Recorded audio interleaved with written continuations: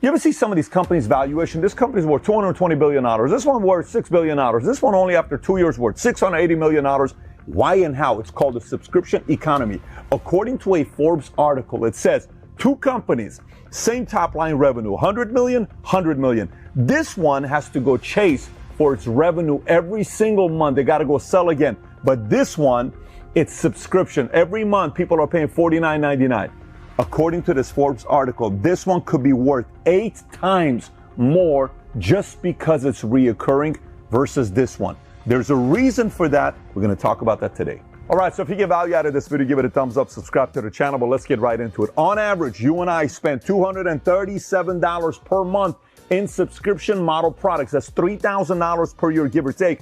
And according to McKinsey & Company, subscription model products in the last 7 years have increased 350%. But the question becomes, has this always been around since the 20s, maybe the 50s, or maybe 90s? Nope, it started in the 2000s. Let me explain to you what's happened to some of these numbers since 2000. According to a report McKinsey & Company did in 2000, only 1% of companies offered a subscription service. So if you look at this, 2000 was 1%, 2005 went to 5%, 2010, 10%, 2015, 20%, 2020, 35%. It's estimated to be at 50% by 2025. Now watch, according to a report by the Conference Board, the average consumer has 2.2 subscription in 2000, and look how it's gone up. In 2005, 3.4, 2010, 4.3, in 2015, 5.5, then 6.7, in 2023, 10.6. That means you and I have roughly 11 different things we subscribe for on a monthly basis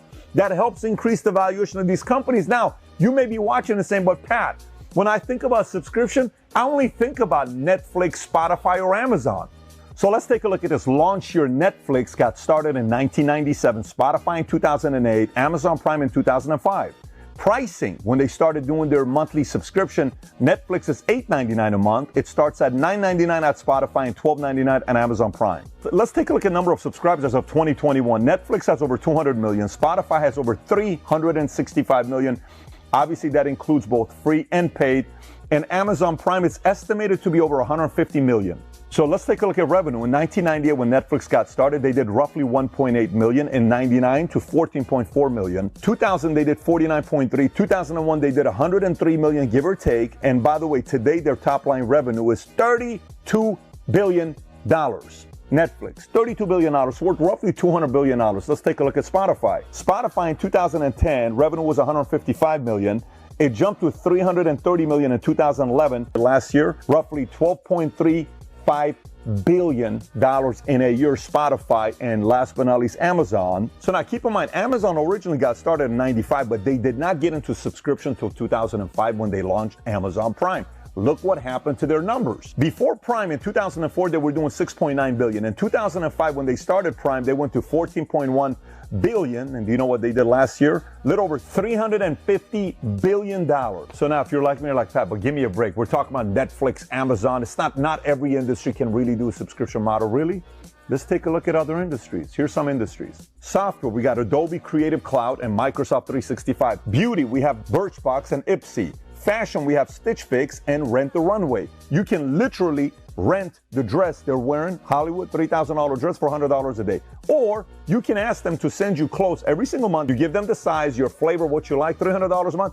Every month something's being sent your way. It's purely a subscription model. Meal kits, Blue Apron or HelloFresh. Fitness, Peloton or Beachbody On Demand. Books, Audible or Kindle. Wine, you got Wink and Vine Box. Coffee, you got Trade Coffee and Atlas Coffee. Home goods, you got Grove Collaborative and you have Bespoke Post. Pet supplies, you got Bark Box and Kit Nip Box. Health and wellness, you have Headspace and Calm. Personal development, you have Masterclass and Blinkist.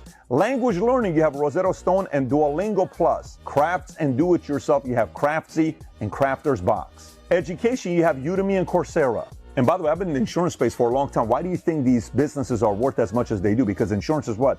Reoccurring. Auto insurance, reoccurring. Health insurance, reoccurring. So now, what are the advantages of having a subscription model as a company? Number one, you have recurring revenue. Number two, scalability. Number three, customer retention. Number four, enhanced customer engagement. 5, improved brand image. 6, rapid growth.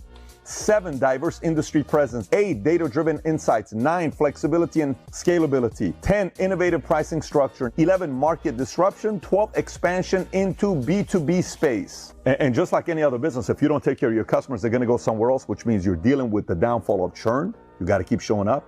Competition, you got to keep getting better. Compliance, you got to make sure you meet those guidelines. Take care, everybody. Bye-bye, bye-bye.